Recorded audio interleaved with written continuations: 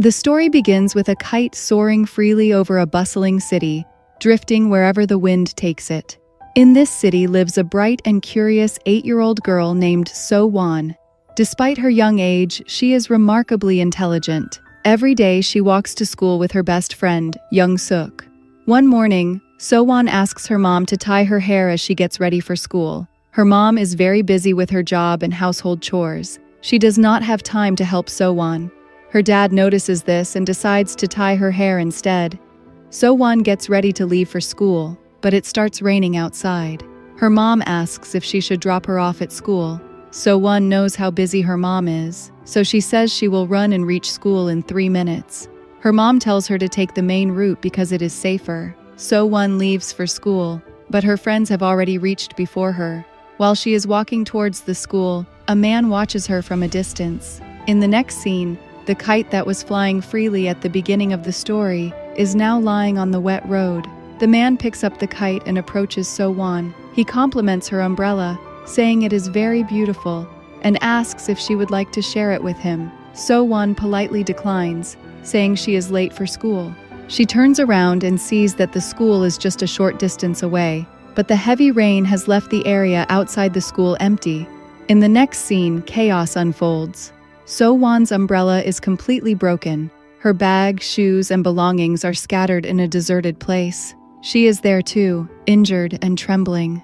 Summoning her last bit of strength, she uses her phone to call for help. Moments later, an ambulance arrives and rushes her to the hospital.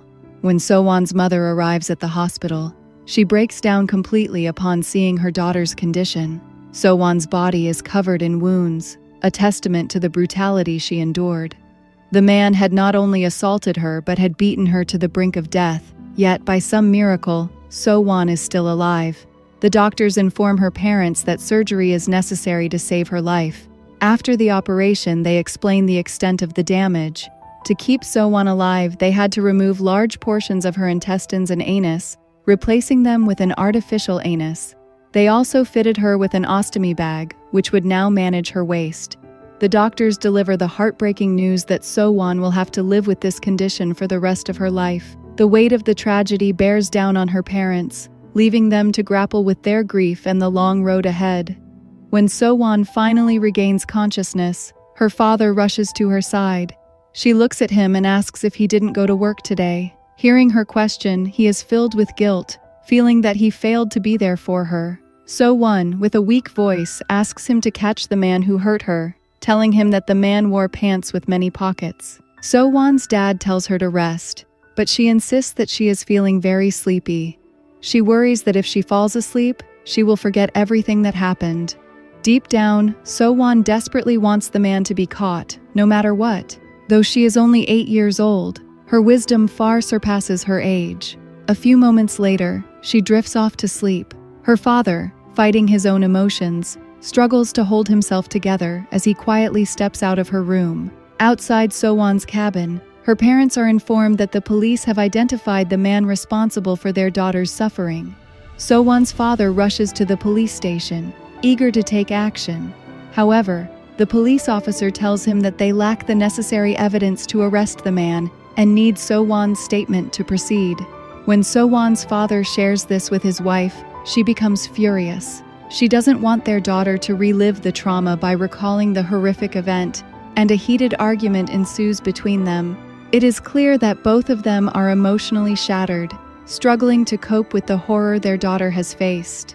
In the midst of their turmoil, a police officer approaches So-won's father and suggests that he go home to gather all of So-won's toys and bring them to the hospital. So-won's father is taken aback by this request.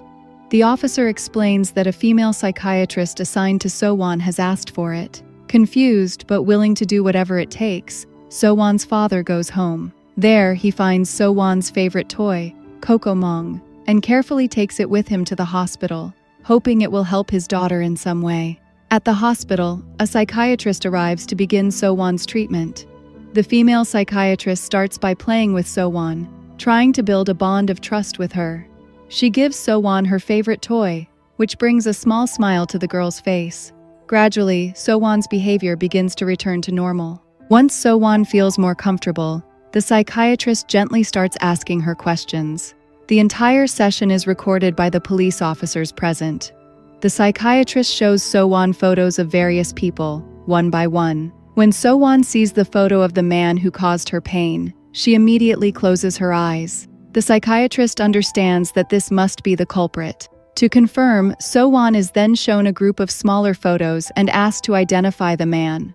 With great difficulty and trembling hands, So-won slowly lifts her finger and points at the monster who destroyed her life. With So-won's identification, the police finally have enough evidence to arrest the man responsible. Before leaving, the psychiatrist speaks with So-won's father. She explains that So-won needs time and support to heal both physically and mentally, and that her recovery will not be possible without the involvement of her family. Handing him her visiting card, she assures him that they can contact her anytime for help. However, So-won's mother overhears this conversation. Consumed by anger and frustration, she snatches the card and returns it to the psychiatrist, refusing any help. Meanwhile, the police successfully capture the rapist, and the news quickly spreads to the media. Reporters swarm the hospital to cover the incident. When So-won's father learns about this, he rushes to the hospital, determined to protect his daughter from the media frenzy. He knows how the press will sensationalize the tragedy, which could cause more harm to So-won. As the hospital staff prepares to shift So-won to another room, the reporters also follow. Realizing the situation is spiraling out of control, So-won's father lifts her onto his shoulders and carries her to a secluded room on the top floor. Meanwhile, So-won is overcome with fear and anxiety. She looks at her father with teary eyes and asks if she has done something wrong. He gently reassures her that she has done nothing wrong and tries to calm her down. As he comforts her, the bag attached to So-won to collect her waste suddenly bursts, spilling its contents onto the bed. Her father quickly moves to clean up and replace the bag. When he opens her clothes to fix it, So-won suddenly gets a severe attack of post-traumatic stress disorder. The horrific memories of the assault flood her mind, and she becomes completely restless. At first, her father is confused and unable to understand what is happening, but as realization dawns, he steps back, trembling with sorrow. His heart breaks into pieces, knowing the scars left by that monster are far deeper than he could ever imagine. In the evening, when So-won's father visits her room again, she quickly covers herself with a cloth upon seeing him. Her reaction stops him in his tracks, but he gently tells her that her mom is unwell and won't be able to visit her for some time. He adds that she will soon have a little brother. So-won stays silent and doesn't respond to his words. Her father realizes that the incident from the morning has caused her to fear him as well. The thought breaks his heart, but he tries to hide his pain. He softly tells So-won that she doesn't need to hide her face from him. Without waiting for a reply, he quietly leaves the room. The hospital bills start piling up, and So-won's father finds himself struggling to pay them. Desperate for help, he calls a close friend who works with him. This friend has supported him in the past and doesn't hesitate to step in again. His friend reassures and tells him not to worry about his job and that he will handle everything at work until things get better. A few days later, the court hearing for the man who assaulted So-won takes place. When questioned, the man denies all the accusations. He claims that he works at a construction site and had been working there all night on the day of the incident. He further states that after returning home in the morning, he drank alcohol and went to sleep, insisting he knows nothing about what happened. However, the police present strong evidence against him. They reveal that So-won's blood was found on his clothes. Additionally, soil samples from the crime scene matched the soil on his shoes. In his defense, the man claims his shoes had been stolen and mysteriously reappeared outside his house just before the police arrested him. He accuses the police of framing him. Among those in the courtroom is So-won's father's friend, who becomes enraged by the man's lies. Unable to control his anger, he removes his own shoe, throws it at the man, and yells, "You should be ashamed to call yourself human!" Chaos erupts in the courtroom as police intervene. On the other hand, when So-won's father goes to the hospital, he sees some people entertaining So-won by wearing cartoon costumes, and So-won is very happy with this. In fact, it is his wife, her friend, and a nurse from the hospital. All of this was arranged by the psychiatrist who had previously come to take a statement from So-won. His wife had called the psychiatrist again. So-won's mother had rented the costumes. When So-won's father goes to pay the rent for them, he asks how much the rent is for one costume for one day. The costume owner tells him that the rent for one day is $200, but So-won's father doesn't have that much money. He asks if he can pay for the costume in installments. Upon hearing this, the costume owner realizes that he doesn't have the money and, knowing about his situation, decides to help. He gives him one of Kokomong's costumes for free, saying that he can return it once his work is done. After this, So-won's father enters her room wearing the Kokomong costume, and So-won is overjoyed to see it. She immediately hugs Kokomong, her face lighting up with happiness. The next morning, the lady psychiatrist spends time talking with So-won. During their conversation, she gently tells So-won that her summer vacation is coming to an end, and the first day of school is near. She asks So-won if she wants to go back to school. So-won immediately refuses. She feels that all her friends must know about what happened to her, and the thought of facing them fills her with embarrassment. When the psychiatrist asks how she is feeling in the hospital, So-won opens up. She tells her that she feels guilty because her parents aren't able to go to work. She knows the hospital bills are piling up, and her parents are struggling to pay them. She doesn't want her parents to suffer because of her. So-won admits that she misses school a lot, but fears she may never be able to return. 2 days later, So-won is discharged from the hospital. Her mother and father arrive to pick her up, but So-won still avoids looking at her father. As they drive away in the car, So-won's father puts a curtain between them to make her feel less scared. As they drive past the location where the incident occurred, So-won's health begins to deteriorate again. Sensing her distress, So-won's father immediately speeds up the car, quickly driving past the spot to avoid triggering her further. When they reach home, So-won gets out of the car and immediately starts vomiting. But So-won and her mom then notice something that brightens the moment. On the wall of their shop, there are a lot of sweet, encouraging notes left by So-won's friends. Seeing these heartfelt messages, So-won's face lights up with happiness. The next morning, So-won's best friend, Young-suk, comes to see So-won's dad. Overcome with guilt, he tearfully says that if he had gone to school with So-won that day, this terrible incident wouldn't have happened. He begins to cry uncontrollably. So-won's father gently consoles him, reassuring him that it was not his fault and that he shouldn't carry the burden of blame. So-won's friends send her a lot of greeting cards, which helps boost her confidence to return to school. The next morning, she goes to school with her aunt. However, So-won starts feeling uneasy due to her ostomy bag. She worries about what to say if her friends ask her about it since she doesn't have an answer. Moreover, she notices her friends looking at her strangely, making her feel even more uncomfortable. But just as she begins to feel overwhelmed, her dad appears, wearing the Kokomong costume. His presence lifts her spirits and gives her the confidence she needs.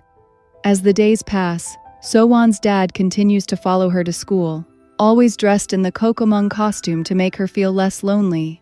He also speaks to the school principal, requesting that So-won be kept a little away from the male teachers to ensure her comfort. To further ease So-won's anxiety, her dad buys her a waste bag and fills it with chocolates.